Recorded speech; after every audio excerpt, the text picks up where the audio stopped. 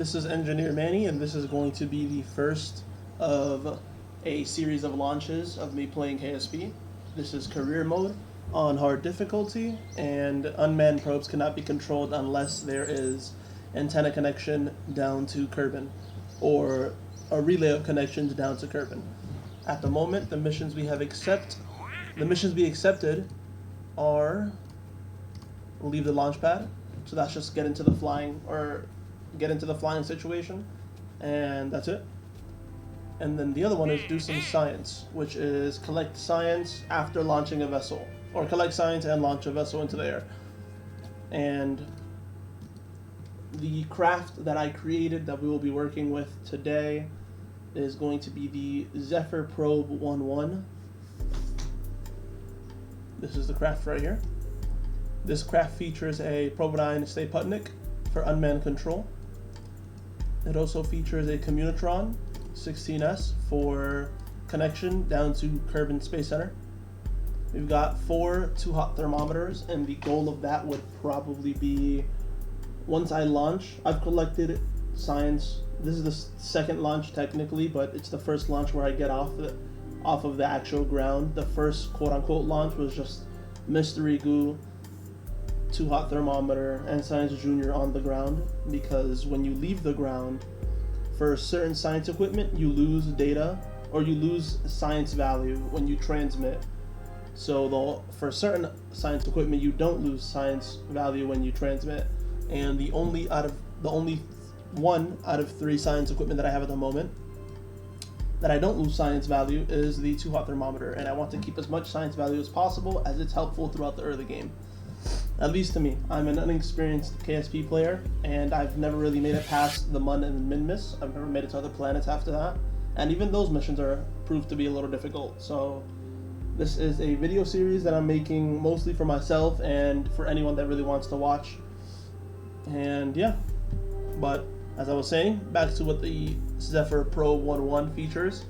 We've got 4 too-hot thermometers, 1 Communitron antenna, 1 Providine Staputnik. We've got 3 fuel tanks. Those are the Oscar C liquid fuel tanks. We've got a series of basic fins in a square formation. And then we've got the MK1H torch liquid fuel engine. I'm not going to go through the entire rocket. Maybe I will moving forward, but we'll see. We'll see how long it takes. This is a fairly small rocket, and it took a little bit of time.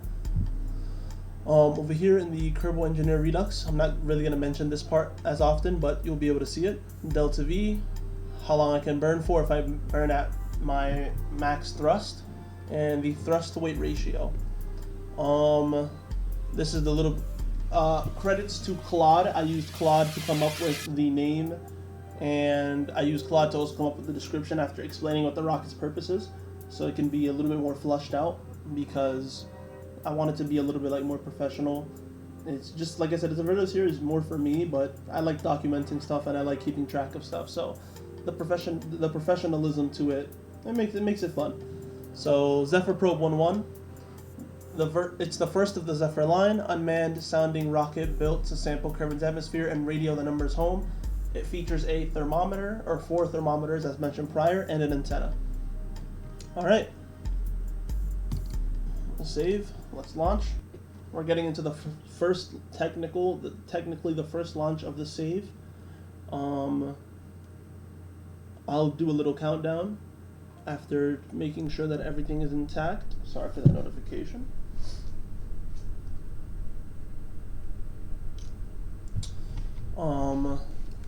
This is currently the space station. Nothing too fancy, but we're gonna upgrade it over time. This is modded KSP, so there might be some stuff that people don't recognize. I don't know if I can move this. I don't think I can. Alright, yeah, I don't think I can move that. Anyways. Alright, so RCS doesn't matter. Don't have any RCS thrusters. SAS, I think it matters. I think the Providine Staputnik does have SAS on it. We are going down on electric charge, but we will recharge as time goes on. Set this to altitude, and alright. Let's launch. First, let's set the thrust all the way up. We don't really have something that this rocket is lacking. Let me look at my resources first. Something that this rocket is lacking that hopefully rockets in the future will have is gimbal. and or authority tracking or authority wheels so that I can move the rocket. This rocket has gimbal of 1 degree, which is very, very, very small, and I don't think it's going to do much.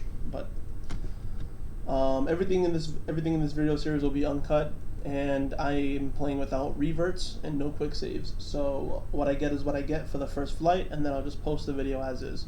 I'm going to do a little debriefing afterwards to mention what I think went wrong, and yeah. All right. Launching in 5, 4, 3, 2, 1. Go down in thrust. Let's collect temperature. Collect what is that? Telemetry report. We're going pretty fast right now. As you can see, the liquid fuel tank that I had did just break. They are fairly new parts, only generation 3. We're currently at half fuel, electric charge completely full. We still have connection to Kerbin. Unfortunately, the gas tank leaking liquid fuel is a little bit of a hindrance. This was Kerbin Shore, so this should be up in the atmosphere now. Yep.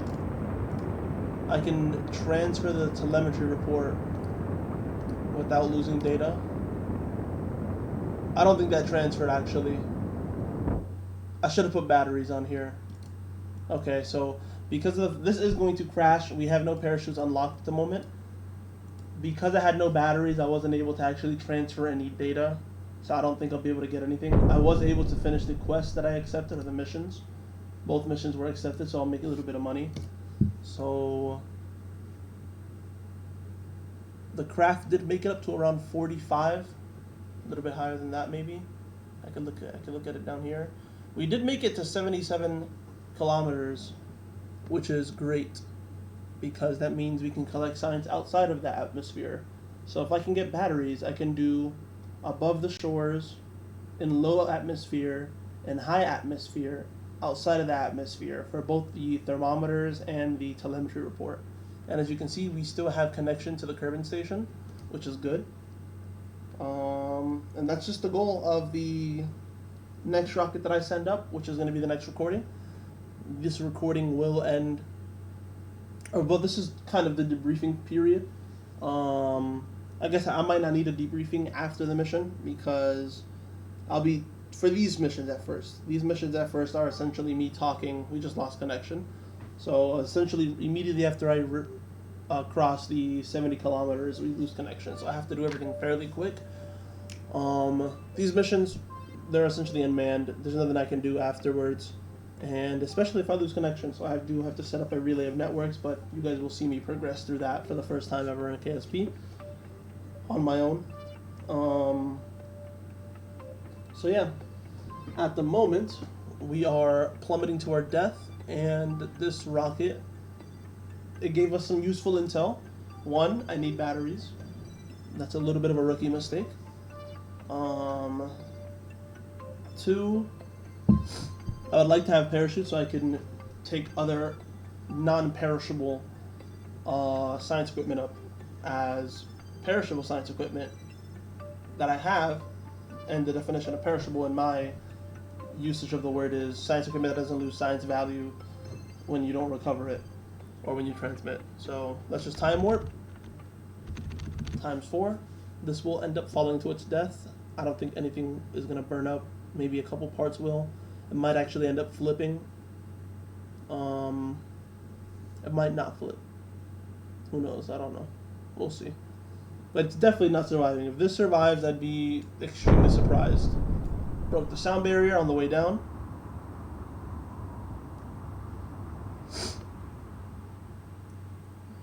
Okay, so it did flip.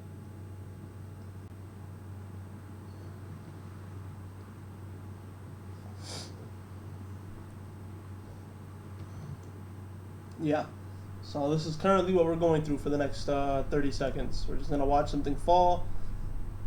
Very, very, very unlikely that this survives, but if it does, we will be recovering some science. Yes, nothing survived as I expected. So I don't think we recovered any science. I did get a little bit of science from the contracts. So I will take you guys through what I unlock at the beginning of the next video, or even at the end of this one. So we can go to the Space Center. I know what I need batteries. And I'm pretty sure I have those unlocked, I just completely forgot to add those. But, we did make a decent amount of money. I went from like 9K to 79K. And I do have a little bit of science, so I can unlock the Engineering 101. Previously, from the first launch that I showed, or from the first launch that I spoke of, I unlocked basic rocketry. And to preserve money, I'm not going to unlock everything immediately. I'll unlock it as I need it. I should have batteries at the moment. I do have batteries. So yeah, these batteries should have been on there. They weren't. That's what the debriefing period is for. I'll learn from the mistakes, iterate, and have a better launch next time.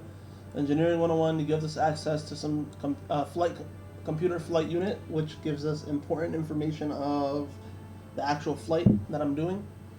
Kerbal engineering system. I have absolutely no clue what that does, if I'm being completely honest. I don't know what any of these things are. So KIS for dummies, or the utility wrench. I think the utility wrench is used to fix stuff. We've got the pointable helical antenna, a TD12 decoupler, which is really good. That's gonna have, I have a single stage rocket right now. This is gonna help me make multi-stage rockets that will probably get me into orbit. An adapter so that I can go from the fuel tanks that I have now to the bigger fuel tanks and the bigger rocket that I have available that I haven't unlocked. Modular grid segments, which I probably won't be using, and universal storage, cylindrical storage. I may use that when I get a decoupler for this kind of size, because I can put perishable science equipment inside of that. But for the time being, I don't necessarily think I'm going to unlock anything. I'll wait until I actually recover science on the next mission, just to give you guys a little bit of a preview of what's going to happen next time. We won't be doing field research, won't be orbiting. Reach the upper atmosphere, so I'll accept this because I know we can get that high. Parts testing, won't be doing that just yet. And then unmanned missions. Let a probe get into orbit. Orbiter probe return it safely. Can't do either of those. Rover deployment. Set vessel type to rover. Landed. Yeah. I could probably do this if I set the vessel type to rover. I don't know if I'm able to do that though, so I'm not going to accept it.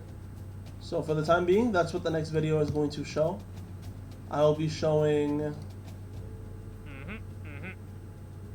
landed, that's in different areas. So yeah, the next video I will be showing this one mission that I just accepted, reach the upper atmosphere. That's the goal of the next mission, and have a successful science transmit so that I can get some science and upgrade my tree.